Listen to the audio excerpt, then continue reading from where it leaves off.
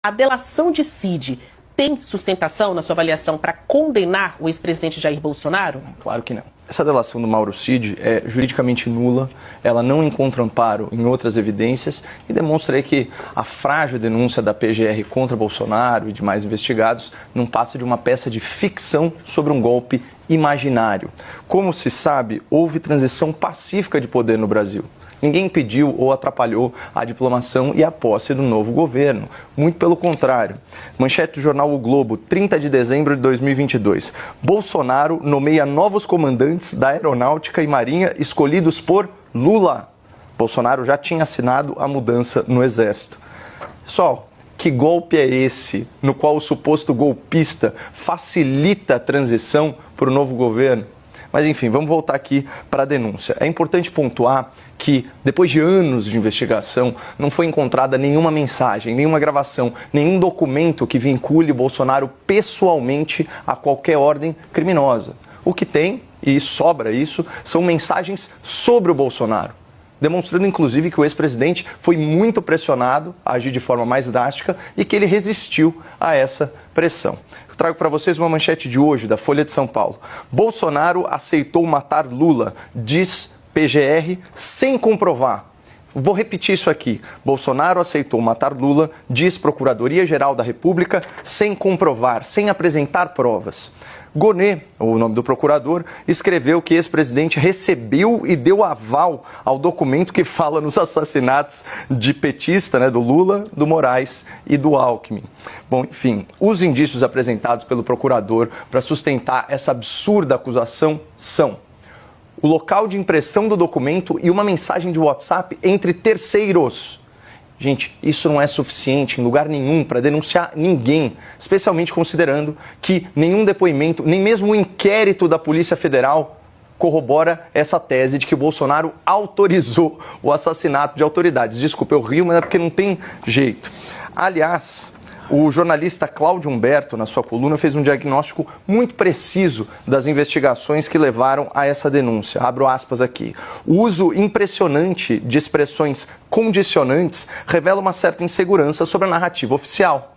Então, conforme a apuração dele, os termos hipótese ou hipotético aparecem 25 vezes. Possível e possibilidade aparecem quase 50 vezes. E o futuro do pretérito, pessoal, aparece mais de 100 vezes. É aquele famoso Bolsonaro teria, faria. Então, via de regra, o direito penal não pune esse tempo verbal. Mas, enfim, na ausência de provas substanciais para corroborar a narrativa de golpe, para incriminar o Bolsonaro e os seus aliados, a PGR construiu essas especulações, esses achismos, totalmente agarrada no depoimento do único delator do caso, o senhor Mauro Cid, antigo ajudante de ordens do ex-presidente Bolsonaro.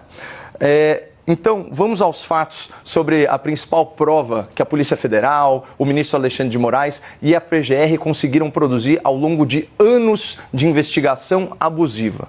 Primeiro fato, como bem disse o Zé, por lei, a delação premiada por si só não é suficiente para que o tribunal, não é nem sentencie, para que ele receba a denúncia.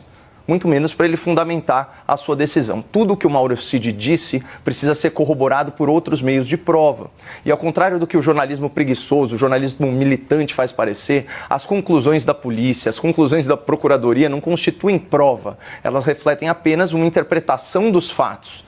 Nesse caso, uma interpretação impossível dos fatos, como disse a Folha de São Paulo, ao demonstrar que Bolsonaro foi acusado, sem provas, de apoiar assassinatos. Segundo fato importante, o Mauro Cid foi preso preventivamente e só foi liberado depois de fechar o seu acordo de delação premiada. Vamos ver o que o ministro Gilmar Mendes afirmou em plenário sobre esse tipo de procedimento em 2023. Jurisprudência atualíssima do STF.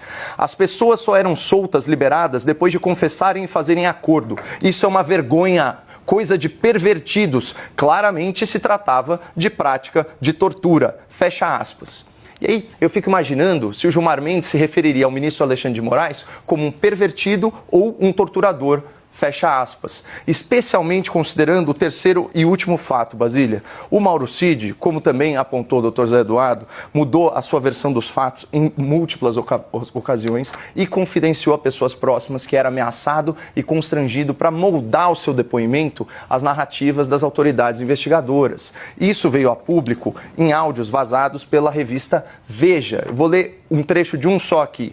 Eles queriam que eu falasse coisa que eu não sei, coisa que não aconteceu. Você pode falar o que quiser, eles não aceitavam, eles discutiam e discutiam que a minha versão não era a verdadeira, que não podia ter sido assim, que eu estava mentindo.